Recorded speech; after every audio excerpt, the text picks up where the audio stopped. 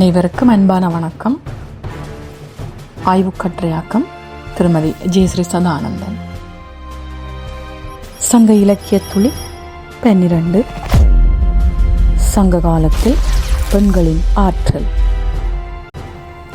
சங்க காலத்தில் பெண் எப்படி இருந்திருக்கின்றாள் என்பதை சான்றுகளோடு இந்த பதிவில் நாம் நோக்கலாம்.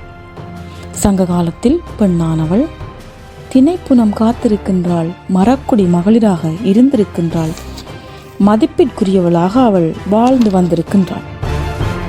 சங்ககால பெண்கள் பிற்காலத்தைப் போல அரண்மனைக்குள்ளும் இல்லத்திற்குள்ளும் தமது நடமாட்டத்தை குறைத்து கொள்ளவில்லை அல்லது குறுக்கிக் கொள்ளவில்லை.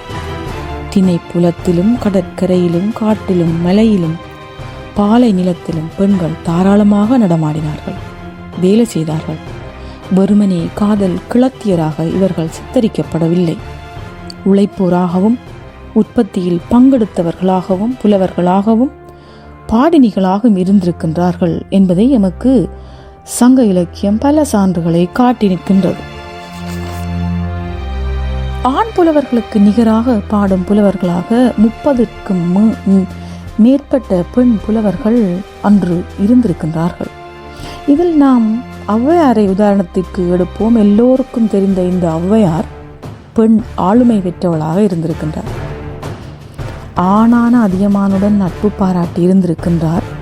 நெஞ்சுரம் கொண்டு போரை நிறுத்தி தூது போய் அந்த போரையை நிறுத்தி இருக்கின்றார். இவரே முதலாவது ஒரு நாட்டுக்கு தூது போன ஒரு பெண் தூதுவராகவும் இவர் இருந்திருக்கின்றார் என்பது மிகையாகாது. பெண் என்பவள் முதன்மை இடத்தில் இருந்திருக்கின்றாள் என்பதற்கு ஒரு பாடலை இதில் நாங்கள் சான்றுக்கு எடுத்துக்கொள்ளலாம். அகநானூறு 86 நல்லாவூர் கிளார் என்னும் புலவர் பாடுகின்றார். உளுந்து தலை பெய்த கொழுங்களி மிதவை என அது வருகின்றது. அந்த காலத்து திருமண முறையை எம் கண் முன்னே அப்படியே கொண்டு வருகின்றார். பெரிய பந்தலில் மணல் பரப்பி விளக்கேற்றி மாலைகளால் அலங்கரிக்கின்றனர். தண்ணீர் பானைகளுடன் முன்னுக்கும் பின்னுக்கும் பெண்கள் வர மணமகள் மணப்பந்தலுக்கு வருகின்றாள். பந்தலில் அவளையும் மணமகனையும் இருத்தி ஈரமான பூவும் நெல்லும் தூவி வயதில் மூத்த முதுபெண்டிர் சேர்ந்து பெரும் மனை கிளத்தியாக வாழ்வாயாக என வாழ்த்தி அந்த திருமணத்தை நடத்தி வைக்கின்றனர். அன்று அந்தணர் இல்லை, தாலி இல்லை, முழுக்க பெண்களே முன்னிலையில் நின்று திருமணம் நடத்தி வைத்திருக்கின்றார்கள். இது மிகவும் எளிமையாக நடந்திருக்கின்றது.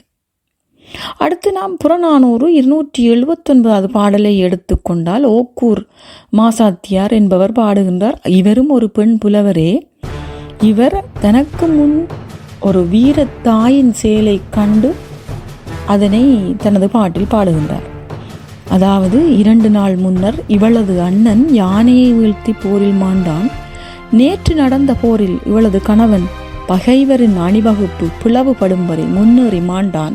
இன்று போர்ப்பறை கேட்டவுடன் அவளோடு தன் ஒரே மகனை தலை சீவி வெண்ணிற ஆடை அணிந்து வேல் கொடுத்து அனுப்புகின்றான். இந்த பாடலில் வருகின்றது. இந்த பாடலை நாம் நோக்கும்போது எமது ஈழத்தில் வாழ்ந்த புறநானூற்று பெண்களை இந்த பாட்டில் நாங்கள் காணக்கூடியதாக இருக்கின்றது. நாம் எல்லோரும் அறிந்த ஈழத்து புறநானூற்று பெண்கள் பலர் வாழ்ந்திருக்கின்றார்கள், வாழ்ந்து கொண்டிருக்கின்றார்கள் இப்பொழுதும் ஈழத்தில் என்பது எல்லோருக்கும் தெரியும். அடுத்து அகநானூறு 12 பாடலை நாம் எடுத்தால் பலாப்பழம் தரையில் விழாமல் இருக்க குறவர் குரம்பை என்ற ஒரு ஊன்றுகோலை ஊன்றுவார்களாம். அது ஏனென்றால் பலாப்பழம் கீழே விழுந்தால் சிதைந்துவிடும் என்பதற்காக குரம்பை எனும் ஒரு ஊன்றுகோலை ஊன்றுவார்கள். அதுபோல தந்தை மகள் தரையில் அடியெடுத்து வைப்பதை கூட விரும்ப மாட்டார் என இந்த பாடலில் வருகின்றது. இதில் பெண்களின் முதன்மை, பெண்களின் பெருமையை நாங்கள் அறிந்து கொள்ளலாம். அதுபோலவே மகட்பாட்காஞ்சி என்று ஒரு துறை இருக்கின்றது. அதாவது சங்க காலத்தில் பெண் தர மறுக்கும் மன்னர்களுக்கு எதிராக பெரும் போர்கள் நடந்திருக்கின்றன.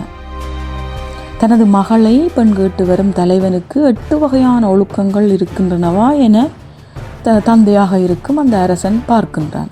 அவை இல்லாத பட்சத்தில் அவன் மறுக்கும் போது பெண் கேட்டு வந்த அரசன் போர் தொடுப்பான். அப்படியான போரில் மகள்களை பெற்ற அப்பாக்கள் போரில் வெற்றி கண்டிருக்கின்றார்கள். இல்லையென்றால் மடிந்தும் போயிருக்கின்றார்கள். சரி, இதெல்லாம் ஒரு அரச குலத்து பெண்களுக்குத்தானே. சாதாரண குல பெண்கள் அன்று சங்க காலத்தில் எப்படி வாழ்ந்திருப்பார்கள், அவர்களுடைய நிலைமை எப்படி இருந்தன என்று உங்களுக்கு கேள்விகள் வரலாம். அதற்கும் சங்க இலக்கியத்தில் சான்று இருக்கின்றது. அகநானூறு 280வது பாடலை எடுத்தால், செருந்திப்பல் மலர் வேய்ந்த நலம்பெரு கோதையல் என வரும் பாடலில் ஒரு சாதாரண நெய்தல் நிலத்து பெண்ணை பிறற்கரிய பொருள்களை கலமாக கட்டி கொடுத்தாலும் இவளை பெற முடியாது என ஒரு தலைவன் நினைக்கின்றான். ஆக நான் ஊரை விட்டு வந்து இவள் தந்தைக்கு அறம் செய்யலாம், இவள் தந்தை உப்பு உழவு செய்யும் போது உடனிருந்து உழைக்கலாம், கடலில் இவள் தந்தையோடு மீன் பிடிக்கச் செல்லலாம், அவனோடு படுத்து உறங்கலாம், பணிந்து நடக்கலாம், அவனோடு கூட இருக்கலாம். அப்படி இருந்தால் சில நேரம் அவன் பெண் தரக்கூடும் என நினைக்கின்றேன். ஏனெனில் கடலில் எடுக்கும் முத்துக்களை தரையில் பங்கிட்டு கொடுக்கும் பண்பாளன் இந்த தலைவியின் தந்தை. ஆதலால் அவன் நல்லவன் என்பதால் சில நேரம் நான் இப்படி இருந்தால் பெண் தரக்கூடும் என்று நினைக்கின்றான். இது ஒரு சாதாரண குடியானவனின் கதையாக இருக்கின்றது. ஆகவே இதில் எங்களுக்கு இன்னும் ஒன்று விளங்குகின்றது. அன்றைய காலத்தில் வரதட்சணை, அதாவது சீதனம் என்பது பெண்கள் கொடுக்கவில்லை, ஆண்கள் தான் கொடுத்திருக்கின்றார்கள். அதனால்தான் அவன் கலமாக கட்டி பொருட்களை கொடுத்தாலும் இவளை பெற முடியாது என்று கூறுகின்றான். அடுத்து, உழைக்கும் மகளிரை நாம் அந்த காலத்தில் சங்க காலத்தில் பல பாடல்களில் காணலாம். தினை புனம் காத்த பெண் எனவும், தயிர் விற்கும் ஆயர் மகளிர் என ஒரு புறமும், உப்பு விற்ற உமணர் பெண்கள் என மறுபுறமும், கல்லடு மகளிர் என கல்விற்ற பெண் எனவும் பல சான்றுகள் இருக்கின்றன.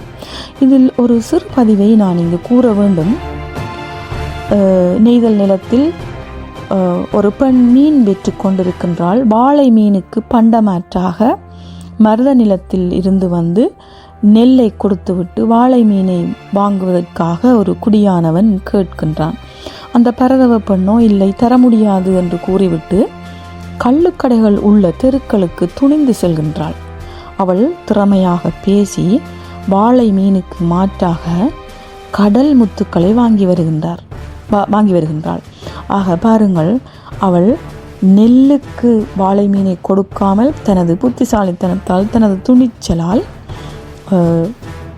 முத்துக்களுக்கு அவள் தனது வாழை மீனை கொடுக்கின்றாள் என்று இவ்வாறு அகநானூறு 126 ஒரு பாடல் வருகின்றது. ஆனால் நாங்கள் முழுக்க பெண்களின் பொற்காலம் சங்ககாலம் என கூறிவிடவும் முடியாது. பல இடர்கள் அந்த காலத்தில் பெண்ணுக்கு இருந்திருக்கின்றது. பெண்ணுக்கென தொல்காப்பியரே சிலவற்றை வகுத்துள்ளார். விருந்து புறந்தறுதலும் சுற்றம் ஓம்பலும் புறவும் அன்னகிழவோன் மாண்புகள் என தலைவியின் பண்பாகவே அவர் குறிப்பிடுகின்றார். அதுபோல திருவள்ளுவரை கூட நாங்கள் எடுத்துக்கொண்டோமானால், பெண்ணில் பெருந்தக்க யாவுள கற்பு என்னும் திண்மை உண்டாக பெறின அவர் பெண்ணுக்கே கற்பை காக்க வேண்டும் என்ற கருத்தையும் கூறுகின்றார். அதைவிட அன்றைய காலத்தில் பாலியல் தொழில் நடந்தது என்பதற்கும் சான்றுகள் இருக்கின்றன. பரத்தை வயிற்று பிரிவு என்ற ஒரு பிரிவே உள்ளது. ஆக பல இடர்கள் இருந்தாலும் பெண்ணானவள் பல நாடுகளில் கலாச்சாரம் தோன்றுவதற்கு முதலே 2000 வருடங்களுக்கு முதல் என்றால் பல நாடுகளில் கலாச்சாரங்களே தோன்றவில்லை. அந்த காலத்தில் இவ்வளவு இடர்கள் இருந்தாலும் எவ்வளவு ஆளுமையாக இருந்திருக்கின்றாள் என்பதை நாம் எண்ணி பார்க்க வேண்டும். பின்னர் சங்க காலத்தின் பின்னர் சங்கம் வருவிய காலத்தில் ஆரியர் தாக்கம், வட இலக்கியங்கள் பதிவிரதை தர்மத்தை பின்னாளில் கொண்டு வந்திருக்கின்றன. அச்சம், மடம், நாணம், பயிர்ப்பு என்பன பின்னாளில் திணிக்கப்பட்டிருக்கின்றது. நளாயினி, சீதா பிராட்டியை நாங்கள் உதாரணமாக எடுத்து கொள்ளலாம். அடங்கி போகும் பெண்ணாகவே சித்தரிக்கப்படுகின்றார்கள். ஆக பெண்ணுக்கு வரதட்சணை கொடுத்த காலம் போய் பெண் வரதட்சணை கொடுக்கும் காலம் வந்தது. இவ்வாறு ஆண்டாண்டு காலமாக பின்னர் அடக்கப்பட்ட பெண்ணை மீண்டெழ பலர் பாடினார்கள். அதில் முக்கியமானவர் பாரதியார். இப்போது பெண் பல வளர்ச்சி கண்டுள்ளாள் என்பது நாம் கண்கூடாக காண்கின்றோம். இன்று ஆளுமையில் உள்ள பெண்களாக எம்மை சுற்றி வலம் வருகின்றோம். பல இடர்களை கடந்து வந்தே வளர்ச்சி காண்கிறாள் பெண் என்பது மாற்று கருத்து இல்லை. அனைத்து பெண்களுமே ஆளுமை கொண்டவர்களாகவே வீறு நடை போடுகின்றார்கள். ஆக பெண்கள் எட்டும் உயர்வுகளுக்கு நாங்கள் அவர்களை தட்டி கொடுக்க வேண்டும். அவர்களை கொண்டாடுவோம், போற்றுவோம். நன்றி, வணக்கம்.